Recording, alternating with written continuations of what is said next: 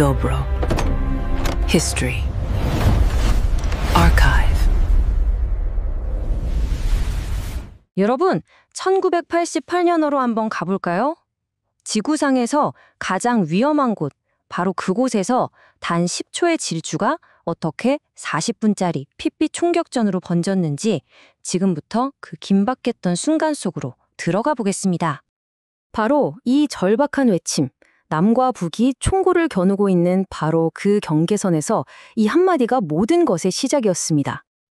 자, 이 외침의 배경을 알려면 우리는 시간을 거슬러 올라가야 합니다. 때는 1984년, 이른바 신냉전이 최고조에 달했던 시기였죠. 판문점은 그야말로 살얼음판 같은 긴장감이 감돌고 있었습니다. 여기가 바로 공동경비구역 JSA입니다. 흔히 냉전의 현관이라고 불렸죠. 남북한 병사들이 말 그대로 코앞에서 서로를 마주보고 서 있는 곳이에요. 겉보기엔 외교무대 같지만 사실은 언제 터질지 모르는 시한폭탄, 거대한 화약고나 다름없었습니다. 그럼 그 절박하게 도움을 외쳤던 남자는 누구였을까요? 바로 이 사람, 바실리 마투조크, 22살의 소련 엘리트 외교관 지망생이었습니다. 겉으로는 충성스러운 소련의 인재였지만 그의 마음속엔 아무도 모르는 인생을 뒤바꿀 거대한 비밀이 숨겨져 있었죠. 근데 이게 그냥 충동적인 탈출이 아니었어요. 정말 놀라운 건 이게 무려 2년에 걸친 치밀한 계획이었다는 겁니다. 비밀리에 영화를 배우고 판문점 관광이 유일한 기회라는 걸 파악하고 Help me, cover me 이 두 문장을 입에 붙도록 수천 번, 수만 번을 되뇌었던 거죠. 정말 대단하지 않나요? 그리고 운명의 날 1984년 11월 23일 수많은 관광객들이 사진을 찍으며 평화로워 보이던 바로 그 순간 마투조크는 자신의 인생을 걸 단 한 번의 기회를 포착합니다. 시간을 한번 보세요. 오전 10시 30분 정각 마투조크가 북한군 경비병에게 사진 한 장 찍어달라고 부탁합니다.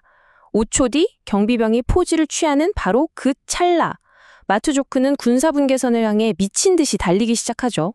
그리고 또 5초 뒤 그는 선을 넘어 남쪽 땅을 밟으며 외칩니다. 도와주세요. 단 10초 만에 평범한 관광이 국제적인 총격 사건으로 돌변한 겁니다. 북한군 망설일 틈도 없었습니다. 이건 명백한 정전협정 위반인데도 불구하고 권총을 뻗어들고 그대로 군사분계선을 넘어왔어요. 그걸로 끝이 아니었습니다.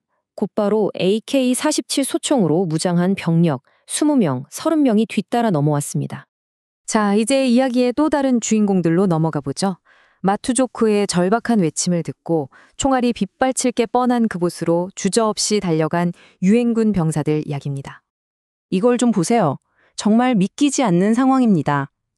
처음 현장에 도착한 유엔사 병력은 단 2명, 카투사 장명기 일병과 미군 마이클 버고인 일병. 그런데 이들을 쫓아온 북한군은 무려 30여 명. 수적으로 15대 1, 완전히 절대적인 열세였죠.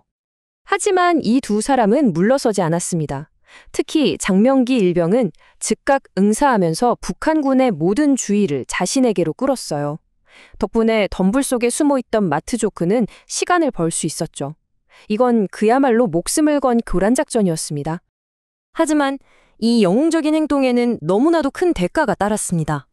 치열한 교전 중에 장명기 일병은 적이 쏜 총탄에 맞아 그 자리에서 전사하고 맙니다. 장명기 일병의 이 숭고한 희생 덕분에 유엔사는 아주 귀중한 시간을 벌 수 있었습니다.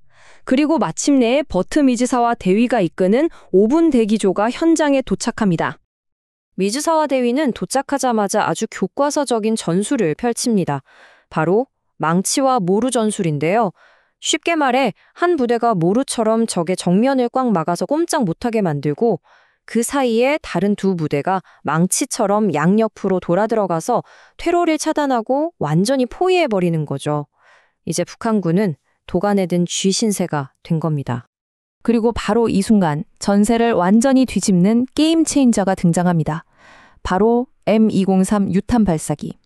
존 올리키 일병이 쏜 유탄 한 발이 북한군이 엄폐물로 삼고 있던 썬큰가든이라는 작은 정원에 정확히 떨어집니다. 이 한 방으로 북한군은 물리적으로도 또 심리적으로도 완전히 무너져 내렸습니다.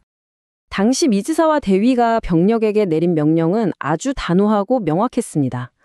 수단과 방법을 가리지 말고 반드시 승리하라. 이건 단순히 적을 쫓아내라는 게 아니었어요. 압도적인 화력으로 상황을 완전히 끝내버리라는 아주 공격적인 교전 수칙이었던 거죠. 그렇게 첫 총성이 울린 지 불과 40분. 치열했던 전투는 유엔사의 승리로 끝이 났고 북한군은 큰 피해를 입은 채 굴욕적으로 물러날 수밖에 없었습니다. 이 짧고 격렬했던 충돌의 결과를 한번 보시죠. 유엔군 측에서는 한국군, 바로 장명기 일병이 1명 전사했고 미군 1명이 부상을 입었습니다. 북한군의 피해는 훨씬 컸습니다. 공식 발표로는 사망 3명, 부상 5명이지만 실제로는 사망자가 최대 8명에 이를 것으로 추정되고 있습니다. 그럼 마투조크는 어떻게 됐을까요? 그는 덤불 속에 숨어 있다가 다친 곳 없이 무사히 발견됐고 안전하게 후송됐습니다. 그리고 결국 그토록 원하던 미국으로 가서 모든 걸 걸고 얻고자 했던 자유를 손에 쥐게 됩니다. 하지만 그가 얻은 자유에는 평생 짊어져야 할 마음의 빚이 있었습니다.